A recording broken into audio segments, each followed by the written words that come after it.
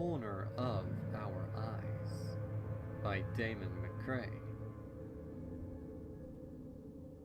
Few things are more terrifying than the unknown. It's an old cliche, yes, one that's been beaten to death, but what you don't hear very often are what exactly those few things are.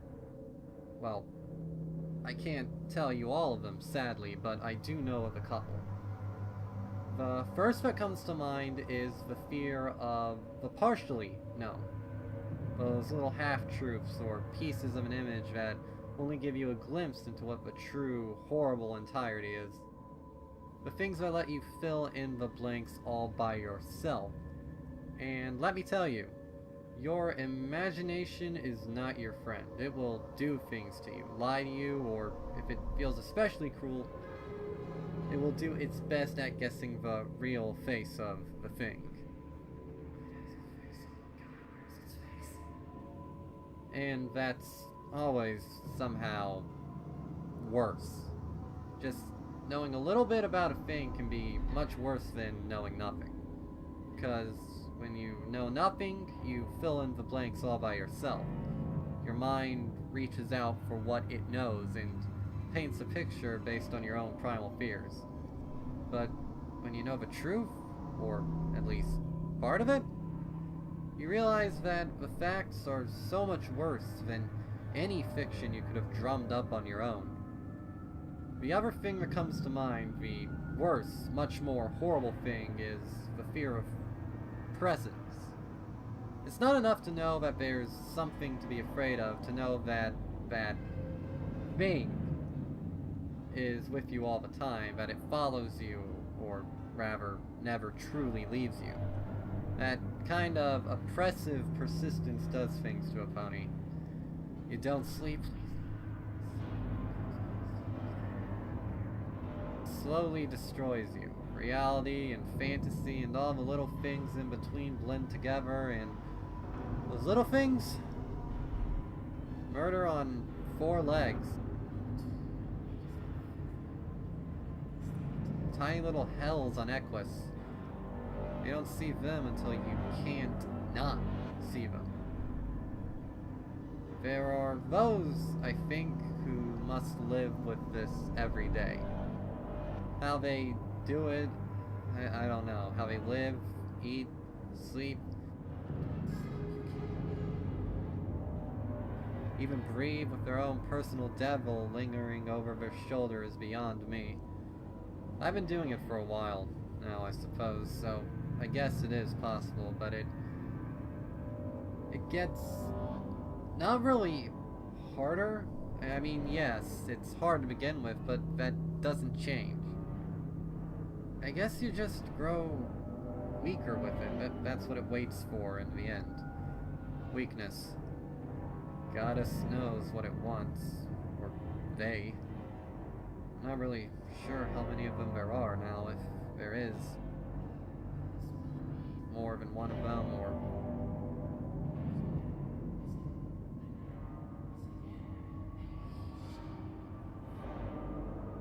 it's all just me.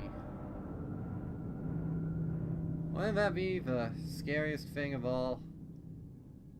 If everything you were afraid of was just you?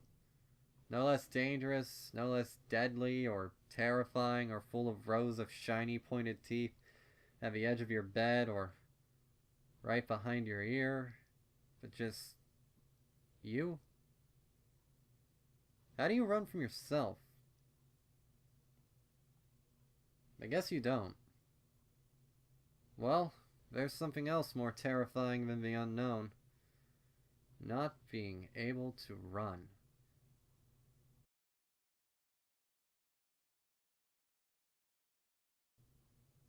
It should have been an ordinary day. In fact, for the most part it was. It even started off just like all my other days.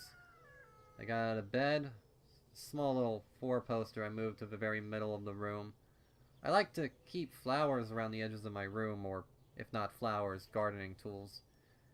The other flower mares may have their own special talents for leafy greens and whites and yellows, but roses require a special touch, and a certain amount of respect. I mean, there aren't a lot of ponies who say their special talent is something with thorns that you put in your mouth. Or maybe there are, I try not to think about that.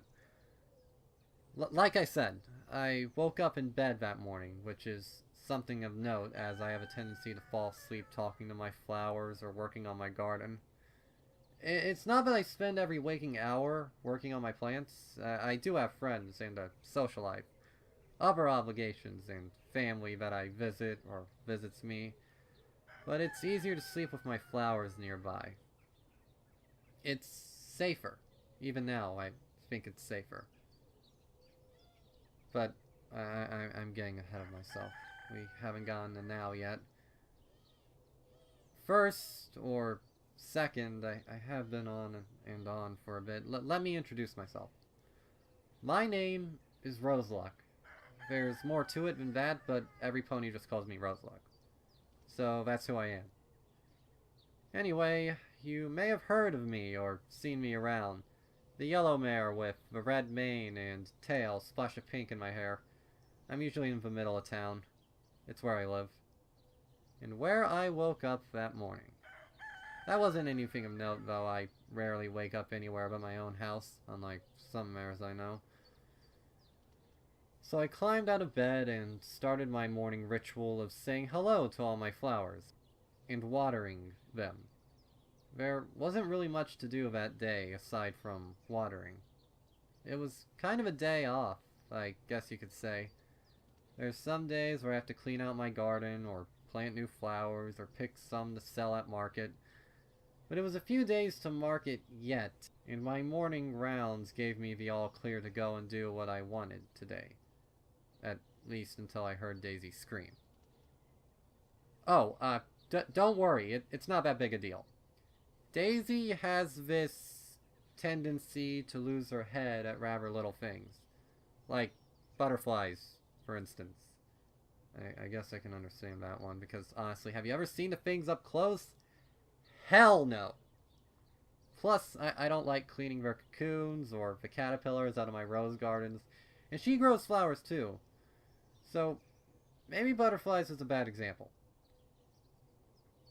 But, cereal. I swear to Celestia, the girl has screamed out loud because she ran out of milk.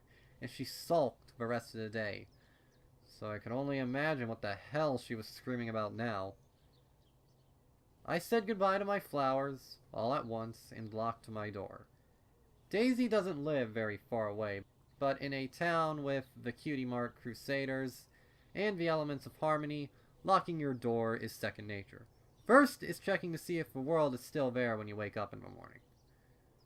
Seeing no impending disasters, I trotted over to Daisy's house and knocked on her door. I didn't hear anything for a little while until I heard a whole bunch of soft thumps and one really big oomph. Then, silence. I was tempted to let myself in to make sure she was okay, but then I heard soft hoof steps and the door opened. And there stood Daisy, half covered in her blanket. Already I can guess what happened. Let me guess, Daisy. You woke up wrapped in your blanket and screamed because it was dark, I posited. She nodded sheepishly, and gave me a small smile half hidden by the blanket. It's a good thing she's cute. Not that I'm that kind of mare, I'm just saying, it helps.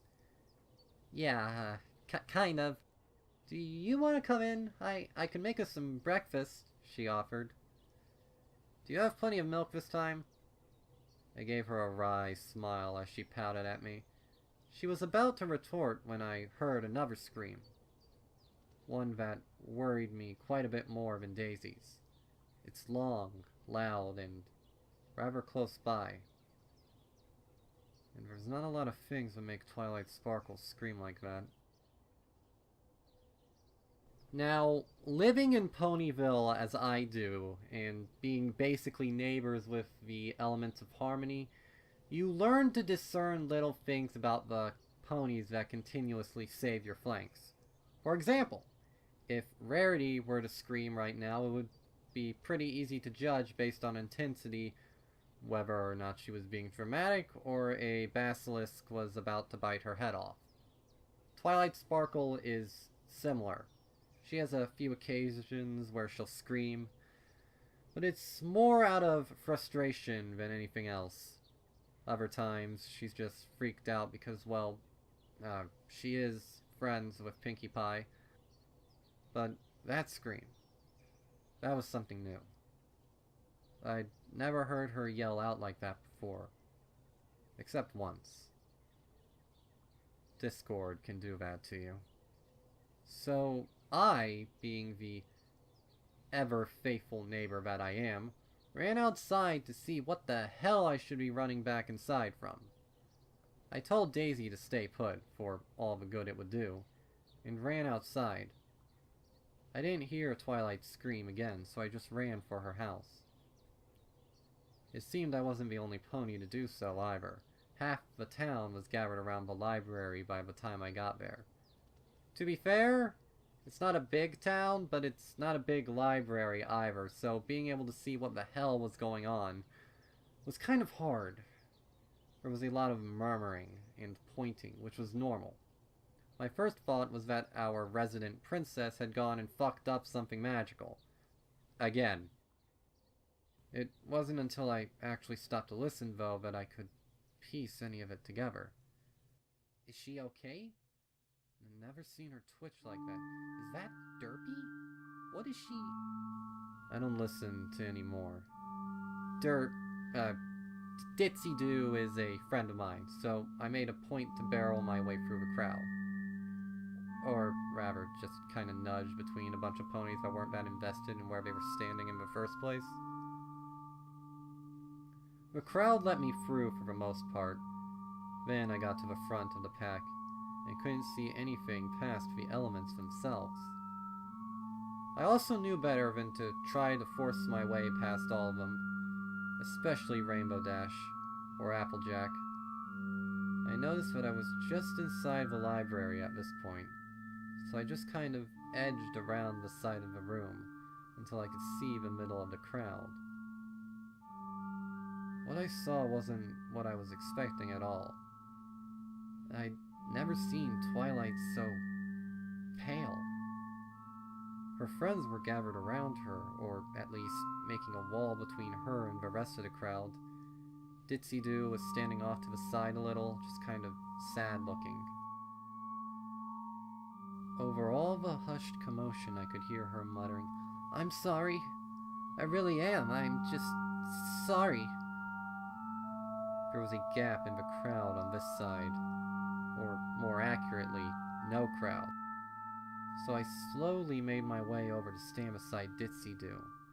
I wanted to ask her what happened, but something told me that's not a conversation she wanted to have.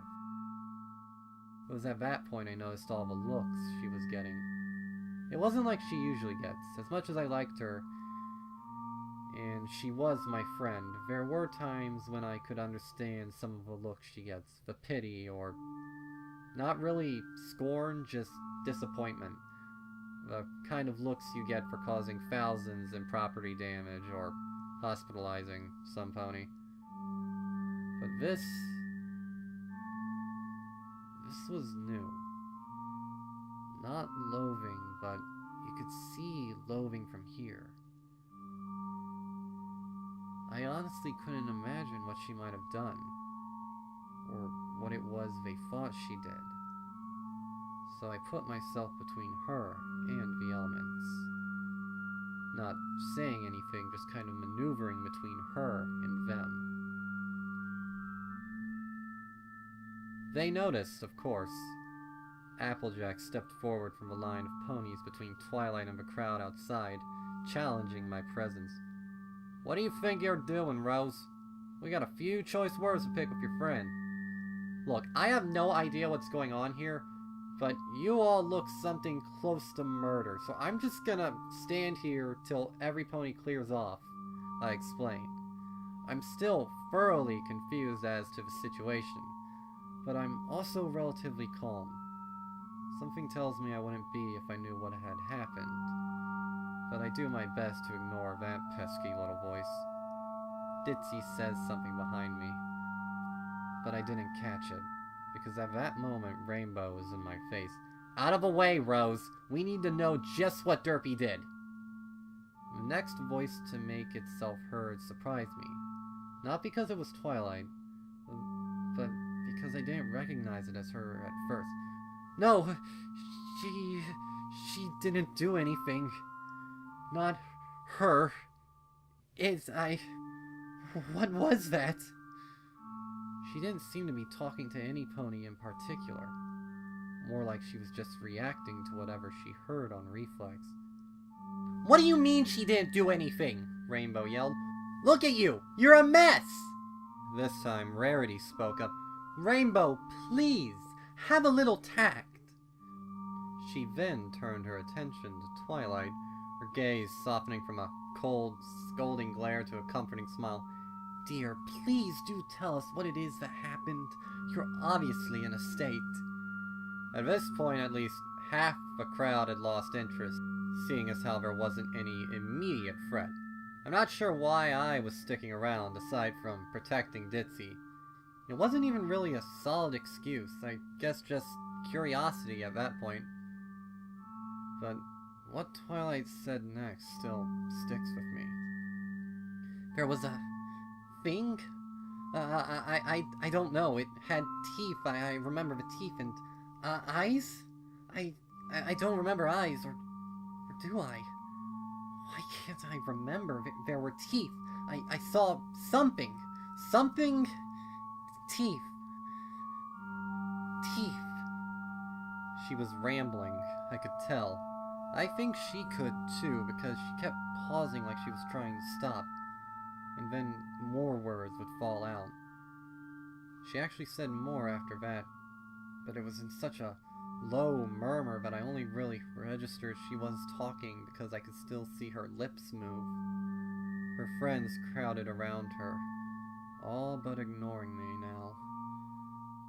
I took the opportunity to turn to Ditzy. I noticed that the rest of the crowd had meandered off, either to get away from the pale, rambling princess, or because they'd merely lost interest. I imagine some of them were shooed away by the more assertive members of Twilight's circle of friends. I turned to Derpy to ask her what had happened. Before I even got the words out, though, she looked up at me and said, I'm sorry. She really shouldn't have looked. I told her not to. She got quiet after that, and just kind of wandered off, brushing past me weakly. I didn't feel like trying to stop her, or rather, I feel like I shouldn't.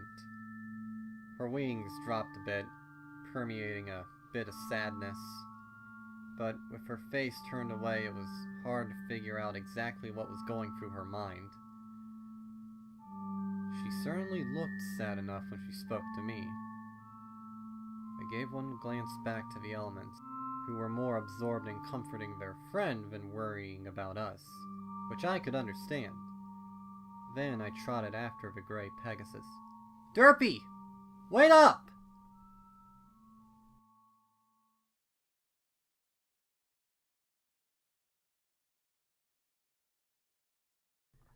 I didn't so much as chase Ditzy down as I did trot hurriedly after her. Until I caught up, and then walked in pace with her.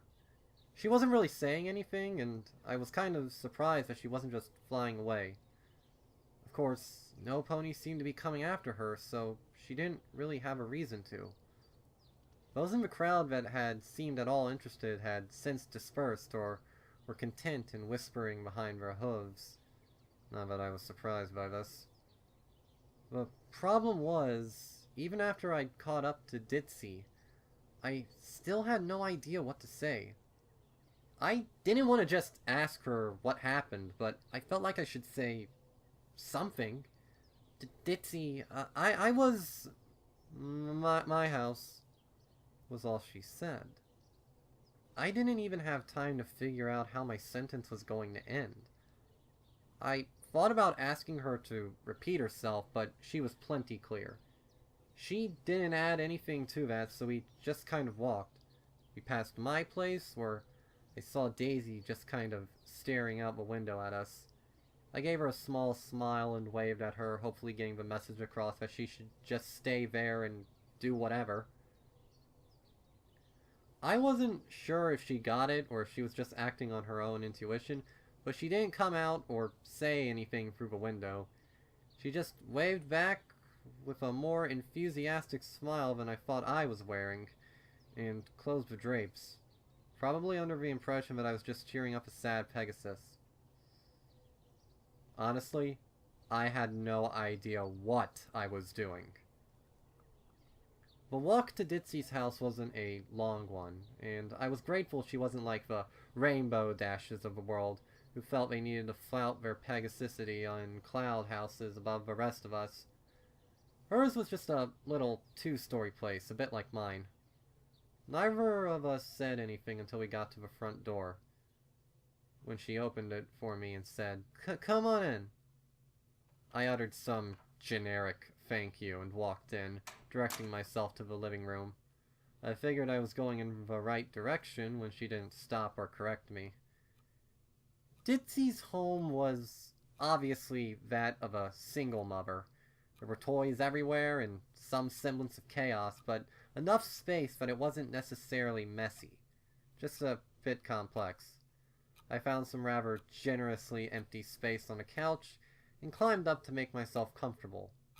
Getting a good look at the rest of the place, I saw that it was rather haphazardly decorated with pictures, drawings, and some rather uncoordinated, if somewhat pleasant, carpeting and wallpaper. It felt like a home. Ditzy hadn't made any offers for water or tea or anything to eat. She just let me take a seat and then sat herself in a chair facing me. She looked ready to say something when I heard tiny hoofsteps bounding down the stairs. The effect was instantaneous. The gray Pegasus's expression went from solemn, apologetic, and contemplative to the sheer joy of being a mother. As soon as that little unicorn filly popped her head in the room, Ditzy was all smiles and motherly warmth. It wasn't a side I saw very often, although I did see her happy most of the time. Considering all of the criticism and even bullying she got on a regular basis, it was hard for me to understand exactly where she could pull all that happiness from. Watching her smile at her daughter was all I needed to figure it out. "Mama! Welcome home, Mama! Did you get off work early?" Little Dinky cried out, overjoyed. Ditzy nodded, scooping up her daughter in a big hug. "Of course I did! I told those big old meanie boss ponies that I had to go home and play with my little Ditzy Do," she cooed. They giggled and laughed together, and Dinkle wriggled around as her mother tickled her with her feathers. I was actually surprised when Dinky noticed me. So enveloping was their little world. "Auntie Rosie! What you doing here?" Dinky asked cheerfully, appearing as happy to see me as she was with her own mother. Not for the first time in my life I thought about having one of my own. "Well, I saw your mama was just walking home, and I followed her, 'cause I was bored. I wasn't as creative or place-satingly cute as Ditzy, but the little unicorn took it in stride. "Well, we got lots to do here. You won't be bored no more." Her excitement was contagious, and for a moment I'd forgotten why I was here. To be fair, I hadn't exactly figured it out myself, but apparently Ditzy had. "Hey, little Do. I need to talk to Aunt Rosie for a bit, okay? Why don't you go outside and play for a bit? We'll all have something to eat when we're done." Her voice was a bit quieter, more solemn, and Dinky seemed to pick up on it. "Is something wrong, Mama?" she asked, tilting her head. Her expression faltered just a bit, but her mother picked her up and tickled her just a little with her wing. "Nothing big. No ponies mad or anything. We just gotta talk about grown-up stuff." "Is it about money again?" I saw Ditzy twitch, just a little. That small pang you feel when the way of the world your kids shouldn't be ready for weighs in. When even the little ones know something's wrong. It was the kind of question you know your kids shouldn't have to ask you. No, Lil Do, it's not about money. Miss Twilight's not feeling well, so we're trying to find a way to cheer her up till she gets better. You know, like we did when Sweetie Belle got the chickadee pox, she explained. Telling at least most of the truth gave Ditzy enough confidence in her voice that her daughter believed her. And all at once it was that childish innocence again.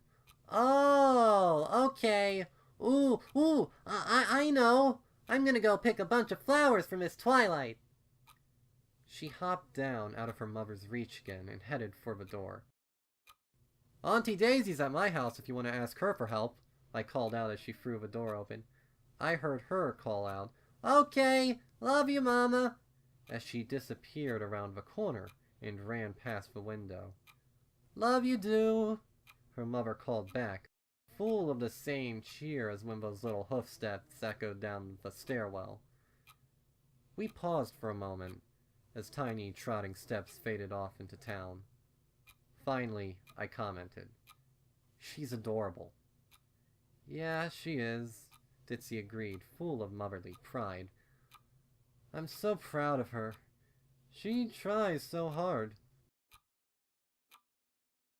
We chatted for a little bit about little Dinky and home life, but eventually we ran out of things to procrastinate on, which actually didn't take all that long. After only about a few minutes of idle chatter, I felt the need to redirect the conversation. So, about why I'm not retarded.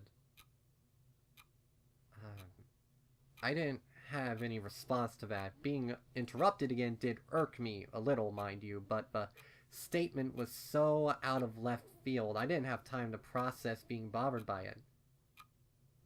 What? I'm not retarded, Rose. I know ponies say I am, or that I have a head injury, or something wrong, she elaborated, pointing at her eye, the one staring off in another direction. Okay. So, what does that have to do with Twilight? She paused for a moment, seeming thoughtful, or maybe planning what she was going to say next. Roseluck, I know you know that I'm not a creative pony. I'm not a good liar, because I don't believe in it. That's why Dinky knows that sometimes we have trouble with money, because I don't lie to her. So, whatever I say next, you gotta know that I'm not lying to you either. I'm not crazy. It was one of those moments where you know that whatever comes next is something you can't prepare yourself for. Like watching a doctor trot down a hallway, and he isn't smiling. And you've been waiting for hours. But I didn't feel like leaving, or changing the subject. Whatever it was, Ditzy thought it was so outrageous she had to preface it so bluntly. It messed up Twilight pretty good. Or, at least, it was something about that. I felt like I was watching the train barrel down, and wasn't in the right mind to remember I could step out of the way. There are...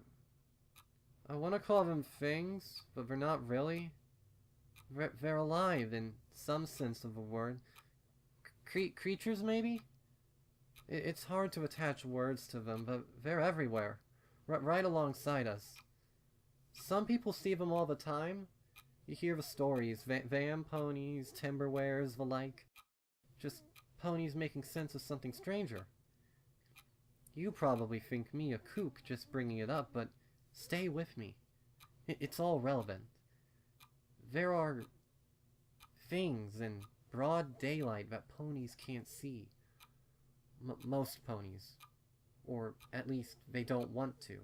It's not like they know about it. Their minds are protecting them, she explained. I was already lost. Ditzy, what are you on about? What does this have to do with Twilight? Did she see some kind of monster or whatever? I was used to monsters. Not, like, having them around, but the idea. We lived near the Everfree Forest, after all. Manticores and dragons and cockatrices were common knowledge and public hazards. So I wasn't really sure where Ditzy was going with all of this, that she thought I might not believe her. She seemed to hesitate for a moment, and then changed tactics. Do you ever get that feeling of over your shoulder? Like there's something behind you, and you turn your head real slow, and there's nothing there when you turn around? Like you read a scary story, and all of a sudden, all the noises in your house, all the darkness is just a little more so? I nodded. I knew the feeling well. I loved horror stories. They're kind of like that, except it's all the time. Just that little glimpse in the corner of your eye, that itch down your back or on your leg. Like there's a bug, and even when you look and don't see a bug, it's still there. That feeling. That's them. They're not really ghosts. They're not dead. They just live different.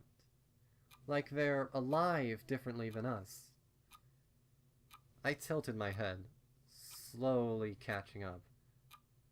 So, what does this have to do with Twilight? They don't like being watched, you see.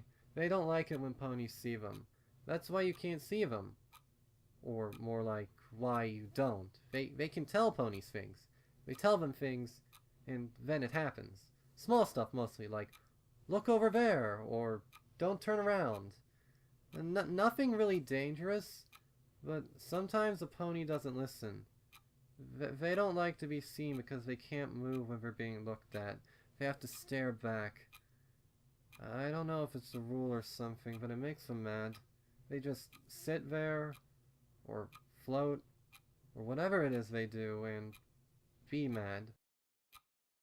Sometimes they just scare ponies. Like Twilight. It just scared her. Didn't hurt her. She'll probably be okay in her body as long as she gets okay in her head. Like I said, they can tell ponies things. I don't know what it told her, but she didn't like it. While she talked, my shoulder itched. It itched something bad. I scratched it, of course, and I saw that the one eye that was looking at me glanced at the hoof that was scratching my shoulder. The other eye didn't move. But sometimes they get really, really angry. Sometimes they hurt ponies. That little itchy feeling on your leg or your back starts to hurt. Then maybe it changes. Your fur gets darker or thinner. You can't walk quite as good or stand up as straight. Maybe you see things. Not them. They don't want you to see them, but you see things. You hear them, too. Think them. Your dreams get darker, your head gets heavy. But only when you're not looking at them. She kept rambling. But it wasn't really rambling, she was distinct. Clearer than I normally hear her. Steady, like she was trying to keep my focus. She had it, of course. But my shoulder itched. I wanted to see what was wrong with it. I scratched again. And again, Ditzy's one eye followed my hoof. The other one started to follow it too. Just a little. If you see them, you gotta keep looking. You can blink and stuff, 'cause they're not really fast. They don't disappear, unless you look away. Sometimes they leave you alone. Sometimes you can talk to them. Make a deal. You let them go if they leave you alone. We have power over them. You see? They don't like that. They're not used to it. So if you catch one in your sights, you gotta keep it there till it promises to be nice. That's one of the other rules. They gotta keep their promises. I think. They haven't lied to me yet. You talk to them? I asked, my attention wavering as my shoulder bothered me. I glanced a little at it to see what was wrong, but just a bit. I thought I saw something sparkle in the sunlight, or something, but I didn't. Maybe. Yeah, they show up a lot around me. Or, I don't know. Maybe they're everywhere and I just notice them a lot. The more my shoulder itched, and the more I glanced at it, the more Ditzy looked at my shoulder. Soon, the one eye that was focused on me was focused on the shoulder, even as we were talking. The other eye was, too. I'd never seen her look straight before. That's when I heard it. Just a little.